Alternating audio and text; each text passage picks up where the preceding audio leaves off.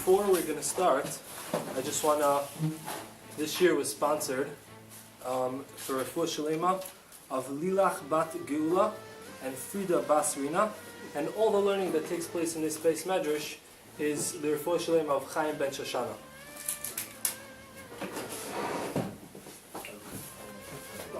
There are two things that we can learn about from a history shiur about a gadol. The first thing that we can learn from a history shiur about a gadol is who this gadol was, who this rabbi was, what did he do, his accomplishments, his significance to the Jewish nation. And the second thing is that we can learn from the things that he has done in his lifetime and try to apply it to our own lives. He's done many good things. Sometimes we can apply it to ourselves. That's what we're going to try to focus on this year.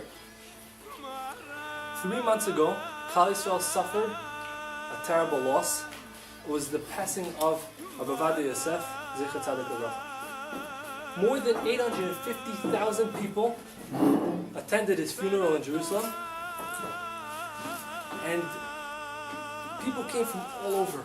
There were Sephardim there were Ashkenazic people, there were Hasidim, there were Dati Leumi, there were religious people, not religious people, politicians. Everybody, from people from the north, there were lots of people there. Everybody put their differences aside and came with one intention, one thing on their mind: to pay their last respects to Rabbi Ovadia Yosef.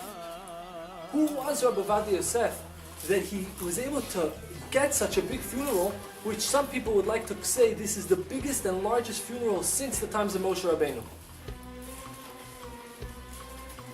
Rabbi Ovadia Yosef was born on September 24th, 1920 in Baghdad. His parents, Yaakov and Georgia Ovadia. Their last name was Ovadia. Rabbi Ovadia Yosef later on in his life changed his last name to his middle name, which was Yosef. They called him Ovadia Yosef after two prominent rabbis that lived in Iraq. Rabbi Abdallah Somech, Ovadia, is the servant of God. Abdallah in Arabic is Abad Allah, is the servant of God. And Yosef after the great Ben Ish Chai, Rabbi Yosef Chaim. Already as a kid, Rabbi Ovadia Yosef was known to be showing signs of greatness. His love and passion for Torah studying was already from when he was a young child. And it was known, his rabbis and his Rosh Yeshivas already paid attention to that from when he was already very young. When he was a teenager, he was studying in the Yeshiva Kurat Yosef. And his father, they were a poor family. His father owned a grocery store. He was a fine religious man, and he would go to study Torah in the morning, but he needed somebody to take him over. And once his son reached a nice age and was able to handle the store alone, he decided he's going to ask Ovadia Yosef, can you help me in the morning? Ovadia Yosef was reluctant, but he had to honor his father's request. What is he going to do? He prefers to stay in yeshiva and study, but his father asked him what he's going to do. One morning, Rabbi Yaakov, Ovadia's father, comes and he sees the Rosh Yeshiva, Rabbi Ezra Atiyah, who is the Rosh Yeshiva of the Yeshiva Prat Yosef in the old city. He finds him standing in the store behind the register. He turns white. He says, Rabbi, what are you doing here? You're supposed to be in the yeshiva teaching the hundreds of students. What are you doing here? So the Rosh Yeshiva smiled and he said to him, you know, your son Ovadia, he's going to be a great leader. He's going to be a big Talmid Chacham. And therefore, he has to continue studying. And I'm an old man. I can't change the next generation. I can affect it. So I will help you. I'll take a few hours and I'll help you. It's crazy. Of course, Ovadia's father apologized. He said he would never disturb his son's learning. A similar story was with the Rosh Yeshiva, the previous Rosh Yeshiva of Nosson Tzvi Finkel. Nosson Tzvi Finkel lived in America, but he studied by his uncle, Rav Lezer Yudah, who was the Rosh Yeshiva of the Mir at the time. So when he wanted to go back to America. He lived in Chicago. So he asks the Rosh Yeshiva for permission, can I go back home after a few years? So he said, yeah, you can go back home. I can't tell you no. He calls a taxi, gets into the taxi, the Yeshiva tells him goodbye, his uncle says, safe trip. Yeshiva gets under the car. The taxi can't drive. He gets under the car. So he comes out. Uncle, Rosh Hashiva, what are you doing? I need to go. It's fine. He said, I can't tell you not to go home, but I can stop you from going. Why? Why did these two Rosh Hashivas do this for these two young students? Because they saw greatness in them. They saw what they're going to do. Rabbi Nosson was a Rosh Hashiva of thousands of Talmidim in the Mir. Rabbi Ovadia Yosef also was the Rebbe, and he was the Rebbe of pretty much every Sephardic Jew in Israel. Rabbi Ovadia Yosef was known to have a phenomenal memory, a photographic memory. He would look at a page, glance at it, study it, of course. He would review many times, but still he had a photographic memory. When he was 16, he had studied the Talmud many times, so he decided he's going to write himself a kuntras called Yebia Omer, and that was a pamphlet, like a little booklet with the rules of studying the Talmud, what he has picked up from studying it so many times. So he writes down, there's one specific word that comes throughout the Talmud. It says Va'atanya. That is normally a question. Va'atanya is a question. However, sometimes the commentaries, Rashi or Tosfos, they'll point out Va'atanya is a statement this time. This time you should read it as a statement. So Rabbi Ovadia quoted and pointed out every single time in this rule book, in this rule, every single time in the entire Talmud, by heart, where Va'atanya is a statement. I gotta know it. It's gotta be pointed out. There were no computers, there were no search engines. Because Rabbi Ovadia had such a unbelievable memory, one time in Egypt, in Purat Yosef, they received a massive shipment of books that came from Egypt to the yeshiva. So they went through them, labeled them, put them aside, put them on their shelves. There were 3 boxes that were just papers. Of course there were books, but they had no page number, there was no title, nobody knew where these books belonged. It was just a bunch of piles of paper, 3 boxes. What are they going to do? They decided they're going to wait for Rabbi Ovadia Yosef to come. He will surely help him. So Rabbi Ovadia Yosef came. He said, Rabbi, can you help us? He has a seat, takes a look at the page, says this page 48 from this book. Puts it down. They write it down, and he did that for 2 boxes out of 3. The 3rd box, he said, I never seen these books. Great memory. I'm not sure if anybody knows this, but in the Kollel we say the shiur over. We want to make sure that we're well prepared, so we say the shiur over to 2 or 3 other members from the Kollel. So, by the way, there are 3 people from the Kollel. They all know what I'm going to say already, and still sitting here. And still laughing at the jokes. and one of them asked me when I said over these stories about memory. He said, Chaim, what can we learn from a person who's a genius? How does that apply to me? I told him, you stopped me at the right place, because the next 2 stories will teach us what does memory apply to us. How does a person being a genius help us? In 2006, Rabbi Ovadia had undergone open heart surgery, and when he woke up from his anesthesia, he asked for his Talmud right away, and he continued from where he left off right before the anesthesia kicked in. First of all, that's just amazing how he was able to pay attention when he fell asleep. His son, Rabbi Yosef, came into his room to see how he was doing. How do you check how Rabbi Ovadia was doing? You ask him a question. He said a quote. He said a certain quote, and he asked him, Father, where's this quote at? So he says, in the Chidah, in Sefer Yair Ozen, this page and this chapter. Oh, wow, unbelievable. He still remembers. Father, how long ago did you see this? 43 years ago. Oh, wow. Father, you're almost there.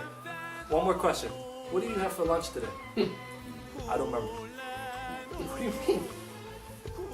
What do you mean you don't remember? That doesn't make any sense. You're a genius. A photographic memory. You should know what you ate at least. They say that he used to wake up in the middle of the night to write down notes that he wanted to have. He would get up and he would be going around for the light switch, not knowing where the light switch was. He didn't know where it was. It was his own house, his own study. Somebody every single time would have to turn on the switch and tell him, here, this is the light switch. He never remember where it was. It wasn't important. Every person is given a talent. Every person is a genius in his own way. Every person has a talent. If we would be selective hearing, anybody heard of selective hearing? Of course. Rabbi Ovadia showed us there's such a thing as selective memory. You choose what to remember. He chose to remember Torah. We can also choose to remember things or to get excited about different things. We should try to do that for the better. Ovadia never wasted a moment. He was studying Torah constantly. He never picked his head up from the book. His friend, Rabbi Chaim Ariel Naftali, who was the Rosh Hashiva of Bridgeport Kollel, he was a good friend, really good friend. They grew up together. They lived in the same building at a certain point in their lives. He says that one time they had to go on a plane trip, him and Rabbi Ovadia Yosef and a few other rabbis. It was the first time they all on a plane. Naturally, if I was going to go on a plane, anybody went on a plane the first time, you're going to look, see the seats. Now we have the DVD, so we want to adjust it, figure it out how it works. They didn't have it then, but you want to look out the window. You want to see the takeoff, landing. Ovadia Yosef asked to be, where's my seat? Sat down, pulled out a pocket Gemara, small Talmud, started studying, didn't lift his eyes out. Rabbi witnessed this with all the other rabbis, and he said he hasn't picked his eyes up from the book until he landed, and they told him, Rabbi, we got to get off. He said, we also studied. Of course, there were big rabbis. He said, we studied also on the plane, but it made us feel so little because we took a look around. We wanted to see, it's Gishmak. Let's see what's going on over here. Ovadia didn't pick his eyes up. He said, we felt little. Rabbi Eli Matzor, if anybody heard of him, he's a Syrian rabbi from Flapper, from Brooklyn.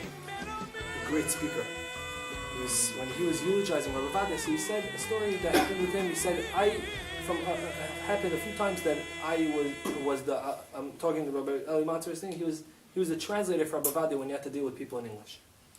So Rabbi Ovadia would say what he had to say, and he says, Rabbi Eli Matzor says, Rabbi Ovadia didn't have to hear what I have to say to the next person because he knows what he said, and he doesn't understand what the person is responding.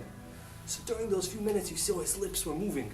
He was saying Mishnayos, studying Mishnayos, we're studying them by heart. He didn't waste a second. It just was too late. One time, when he was a little younger, he was married, but he used to study in the yeshiva in the base medrash on his block on Fridays. He would get up, daven neitz, vasikin, and afterwards he studied the entire day in the base medrash. His wife would bring him food to eat. He's hungry. He's a man. He has to eat. The shamish would bring back the food, the plate, the empty plate back to the rabbis, and so she shouldn't have to go out for a second trip to the base medrash. She had kids. They had 11 children. So every single time he noticed the plate was wiped clean. There's nothing left. So he tells the Rebbitzin, you should probably put some more food. Your husband's hungry. The rabbi needs strength. She said, what are you talking about? I know my husband. I have to beg him to eat. You have to eat. There's no way he's eating. He's like, no. He said that you have to, he needs more food, so he puts more food. The next Friday, he puts more food, and he asked the Rebbitzin, did you put more food? Because the plate was wiped out. What happened? I have no idea. So he decided he's going to hide. He went into the bima, gets inside the bima, and he hid. He waited. The Rebbitzin brought the food, and the Rebbitzin left, and a few minutes later, a couple of cats walked in. Jumped onto the table, ate the food, licked the plate clean, the rabbi was like this to the book, didn't know anything, didn't budge, didn't even twitch. Didn't disturb him, I don't understand how, I have no idea. But the rabbi has never known, he never knew his wife even brought him food, he was engrossed, a moment to lift his eyes up from the book. It's too much for the rabbi. The Rabbi Ovadia Yosef had a library in his house, a farm library, of over 30,000 books. Over 30,000 books. He knew them all by heart. He knew where they all were. One time they wanted to readjust his library. They said, are you going to be able to put them all back exactly where they are? Because if not, then it's going to waste my time until I have to find them because I know exactly where every single book is. He had a ladder. He was a short man, and because the library went all the way up to the ceiling, so he needed a ladder. One time in the middle of studying, he gets up onto the ladder, and he opens up the book. He didn't want to waste time. He gets up to the ladder, starts reading the book. On the book right there. For 5 hours he was there. His son, who was saying over the story, says all of a sudden we heard boom. Everybody runs to the rabbi study. Chaim Ariel Yosef is laying on the floor motionless. He said, we thought we lost him. That was it. He would come to check to see, wanted to see what happened, and they see that he was still alive. He was trying to move, but he was in a lot of pain. They take him, give him some medical attention. He broke his foot. They asked him, Father, what happened? Tell us what happened. You fell. People don't just fall. He said, I got on the ladder, and I was studying. When I closed the book, I forgot I was on the ladder. I didn't realize I was on the ladder, so I just started walking back to my desk, and I fell off the ladder. He was so engrossed. He couldn't 1 second to waste. He didn't even have the time to realize he's on a ladder. Rabbi Yosef came to visit him. He was a sick man. He broke his leg. Came to visit him. He was there with his son-in-law, Rabbi Zilberstein, from Bridgeport. He spent a whole hour speaking with him. They spoke in Torah. He asked him how he's feeling. When they left, his son-in-law asked him, Rabbi Yosef, this is not like you. It's not like you. You don't give people more than just a few minutes, 2 minutes here, 3 minutes there, but you don't give people an hour? What's going on here? So it says in the Torah, Adam ki yamus ba'al. A person, Rashi explains, a person who will kill himself in all Lashon Torah. In the base medrash, a person who will just do anything for Torah. He said there's one person in the generation who did such a thing, Rabbi Ovadia Yosef. So he said, of course I have to honor him. I have to give him more time. So that's why he gave him an hour. Such appreciation. All the rabbis, everybody, Ashkenazim, Sephardic, everybody appreciated Chacham. Of course, if we don't even take, I don't know if we can do that for 5 hours, but even 10 minutes, we'll leave ourselves in that other base medrash, we'll turn it off, we're just going to focus on Torah. Those 10 minutes will be so much. They can take us so far. Besides for Rabbi Ovadia's own personal study, he had 2 other big goals that were publicly known that he did. In the 40s and the 50s, there were very few Sephardic yeshivas in Israel and throughout the world. And needless to say, there were very few classes given to the working people on Torah. There were no shiurim on Torah. Today, everybody, in every base medrash, every city, everybody, there's always shiurim, there's nothing. So Ovadia started going to give a shiur to the 4 people, there was 5 people in that shul. On Shabbos, he would give 7 shiurim in 7 different shuls. He would walk to 7 different places and give shiur to Baal and people who were working, they needed to know some Torah. People said, Rabbi Ovadia, you're a genius, you're a fascinating Talmid Chacham, you're unbelievable. What are you doing? You're talking to people who won't even understand the little bit about you. You won't get half the things that you're saying, so many quotes, so many rabbis. Just go to yeshiva, give a high shiur, everybody will grow from that. He says, you're not understanding. Because when I am going to the working people and teaching them Torah, they're going to want their children, they're going to love the Torah, they're going to want their children to study Torah. They're going to want their children to study Torah. And he also would go and he would talk to children. And he would go to the 8th grade when they would graduating class, and he would tell them continue studying Torah. Why? Because he knew that if he's going to tell the parents to teach the parents Torah, they're going to love Torah. They're going to send their children to schools. He would go and convince the kids, because he knew that if the kids will go study Torah and a child will tell his mother, you know, I learned that on Erev Shabbos, the mother lights candles. What type of mother will not light candles on a Friday night after she hears that from a child? She's going to tell him, no, we don't do that. What do you mean? Your son studied them. And so he was able to be mekar both the parents and the children. And he was very, very successful. Anybody who saw in the introduction to Alichot Olam that we had here, copies of them, he said that this was in the 80s. They had already 30,000 boys and girls already were in Talmudic Torah institutions, and they're already studying Torah. Besides for thousands of bachrim and yeshivas and guys in kollel, thousands of. He was so accomplished. He accomplished so much by giving these shiurim around Israel. He had another goal, and his goal was to bring back the Sephardic halacha rulings to its old ways. What I mean, there was the Shulchan Aruch. The Shulchan Aruch was about 600 years ago, and also in the sheets that we learned today, we saw that he shows how there were hundreds of rabbis, Sephardi rabbis from all the different Sephardi communities that accepted Rabbi Ovadia Yosef, the Shulchan Aruch, they accepted the Shulchan Aruch as the only ruling. We're going to follow the Shulchan Aruch, and that's it. The Sephardi people accepted the Shulchan Aruch like that.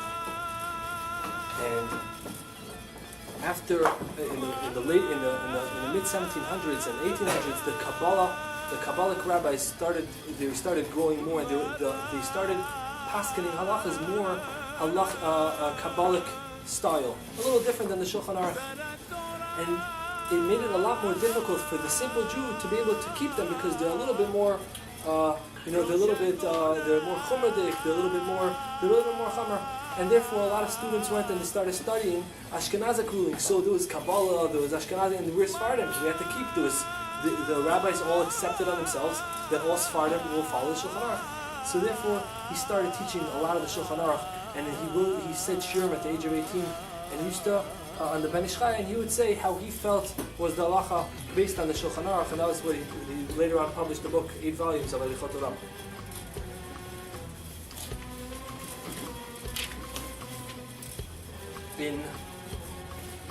After the Yom Kippur War, there were about 900 women who lost their husbands in the war and they didn't know their whereabouts. They assumed they were dead. They didn't come back. Nobody heard of them. But they didn't know. And according to Torah law, we have to, in a guna, a woman who doesn't know where her husband is, can't remarry. However, she needs a little bit of a proof, something to show that that her husband was dead, passed away, and then she'll be able to remarry. So, no rabbi wanted to take that burden of dealing with all these 900 women and try to be matir aguna. But Ovadia said, I'm going to do this. And one by one, every single woman he listened to her, he said, just give me the slightest amount of proof, the littlest, something so I can tell you that you could go remarry. He felt so bad for them. When his son, Rabbi Yosef, became chief rabbi, so just a few months ago, so I heard this on a video. I watched the video as he was telling his son. He said, "You know what your job is? Your job is to be matir aguna. If there's an aguna comes to you, she's in a lot of pain." And he was almost crying, telling this to his son. She's in a lot of pain. You know what you have to do? He said, "You see this library? You know why Hashem gave us such a big library? Because He said you are going to go and turn out and not leave one page unturned until you find this lady a reason that she can remarry, because she's in pain." He felt for every single Jew. 3 months before he passed away, he had to go to the hospital, something that was very, very serious, a serious matter. And they came to take him, and he said, "I can't go." He said, "What do you mean?" He said, "It's a dangerous situation. They don't know if I'm going to make it out, right? They don't know if I'm going to come back from the hospital. It's a serious surgery." So he said, "Yeah, so that's the reason why we got to hurry up. What are you doing?"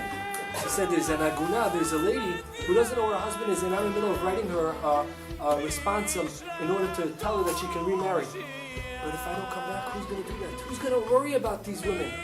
And therefore, I have to write this." So he cared so much. But the newspapers, the non-religious people in Israel, they decided that there's no way, this is back in the times of the Yom Kippur War, there's no way that all 900 women have such an excuse they can remarry. The rabbi, it's a joke. So one reporter, a lady, decided she's going to play a trick on Ovadia. She started interviewing a bunch of women, getting their story. What did you show him? What did you prove to them? Was it a picture? Was the dog tag? Everybody, how did you prove that your husband was dead? She got a good picture. She made up a good story. She came in crying to the rabbi, "Rabbi, my husband, he died in the war. I don't know where he is. I want to remarry." So if I did listen to her story, "What's your proof?" Listen to her. He cared so much for her. And he said, "Okay, you can remarry." Started writing her a permission and signed it. "You can remarry." Handed it to her. She was thrilled. She was so happy. Why? Her husband was alive, and he was actually in the newspaper room waiting for her to call to say, "You know, we got the Ovadia. That's it. We got him. That's it. It's false. There's no way he was matir so many women." She runs. There was no cell phone, so she runs to a payphone. She makes a call. The guy on the other line was crying. He was crying. He was bawling. She said, "What's going on? We should be celebrating." He said, "Your husband, on his way down to the office over here, got into a car accident and died instantly. It was about 10 minutes ago. It was about the same time Rabbi Ovadia handed her this letter. You know why? Because a person who loves every single Jew so much, God's going to protect him. Hashem's going to protect him. Hashem loves a person who loves every single Jew. We have to also, a person is in pain, we have to reach out to a person. We can say maybe it doesn't have to be to that extent, maybe we can't. But we can learn from Ovadia how much he went out for women, for thousands of women like that. Ovadia served as the Sephardic chief rabbi from 1973 to 1983. One time when he was right when he became that she was appointed chief rabbi, they gave him a grant to go on vacation. This next part of the shiur is going to be the vacation part of Ovadia. We're going to talk take a few minutes to understand the vacations. He had a few vacations. So Ovadia, all his kids, they decided to convince them, Father, we gotta go on a vacation, let's go. So they all, a few cars, there were 3 cars, they had 11 children, some of them might have been married already. Everybody goes to Tveria, to the hotel. They unpack, they start davening mincha. After mincha, Ovadia said, I'm going back home. Take me home, let's go, come on. I'm going home, everybody can stay, I gotta go home. He said, what do you mean, we just got here, we have another week. So he said, my book library, can anybody bring it for me? Because I can't be a big party for my books. That was his one and only vacation. Trip to Tveria and back. He couldn't waste time, he couldn't leave the books. He had to study Torah all the time. He had 5 sons, he had 6 daughters. All his sons followed his ways and they were all rabbis. Rabbi Yosef was his oldest. He passed away in the beginning of either the end of 2012 or the beginning of 2013, right before Ovadia's niftar, about a year. He was a big rabbi. He took his father over in shiurim in Yerushalayim at the age of 21 already. He was already giving shiurim. His father went to Tel Aviv. He was the chief rabbi. He was already giving shiurim. He didn't necessarily follow his halachic rulings. He had his own way of paskening. But nonetheless, he was a big Talmid Chacham. His son, Rabbi Ovadia Yosef, is the chief rabbi of Chulon. He gives shiurim on the radio, answers the questions. You can ask him any question you want on the radio. People call him up. His most famous son, Rabbi Yosef, he's the current chief rabbi in Israel, Sephardic chief rabbi. He wrote 44 books himself, called Yalkut Yosef. That's why he's so famous. Everybody has his book. Almost every Sephardi family has his book. We have some of them in here in Yeshiva. His father was zeicha to see him become the chief rabbi. Rabbi Yitzchak said, and with this we're going to end, Rabbi Yosef said that the night before Rabbi Ovadia Yosef passed away, he said, before I have one more last story. Rabbi Yosef came to America about 6 years ago, and he stayed by my brother-in-law's house. And the person who accompanied him was a rabbi. I know him personally. I studied in Bnei Brak. I got to know him. He told my brother-in-law at the time, he says, the rabbi, since Rabbi Yosef, since he got onto the plane, he was studying the entire plane ride. They landed in JFK. They went to Queens to daven Shacharis. They asked him to say a shiur. He wasn't prepared. He said a shiur. In the car, he said, my brother-in-law went to pick him up. He just said Shalom Aleichem, opened up a book, started studying the entire car ride to Monsey, from Queens to Monsey. He went inside. He had a small breakfast for 15 minutes. Ate breakfast and was in his room until they knocked on his door, told him to go daven. I was there when we ate the meal. The entire time during the Friday night meal, he was talking Torah or saying stories about his father. And then he said 2 shiurim, one at the end of the meal, and then a few people came and he said another shiur. Each one was an hour long. I was there for both of them. And afterwards, it was a winter night. Afterwards, he went to sleep at 1 o'clock in the morning, and this is since he left Israel. I don't know how many hours it is. I don't do the math. So my brother-in-law took him a few guts. He took him the guts. After a few days, he felt a little more comfortable. He asked him, "Can you tell me what's the difference between you and your father?" So he was shocked. He's like, "What do you mean, my father? What are you talking about?" He said, "I'll tell you one difference." He said, "My father, if you would tell him when he's finished, when he gets up from his study, and you would tell him that he's in America, he'll believe you. Because when he's studying, he's involved in Torah. He doesn't care. Doesn't care what happens. A bomb command. You could tell him he's in America. You will fool him. Me, I know where I am at every moment that I'm learning. I'll get distracted from a little this, a little that. I fly. He'll get distracted from it." He said, "That's a difference. That's a big difference." So Rabbi Yosef said, and during the shloshim, he said, "You know what my father's final words were? He was unconscious for a few weeks, back and forth. He was waking up and this, and they were trying to revive him. His final words the night before he passed away, he told all his children. We were all there in the room with him. He said, "I have no energy anymore. If I'm alive but I can't study Torah, I have no energy anymore." He said, "Katzti b'chayai, I'm fed up with my life if I can't study Torah." That was who Rabbi Ovadia was. May his merit be a meritz yosher on our behalf. I hope everybody enjoyed the shiur.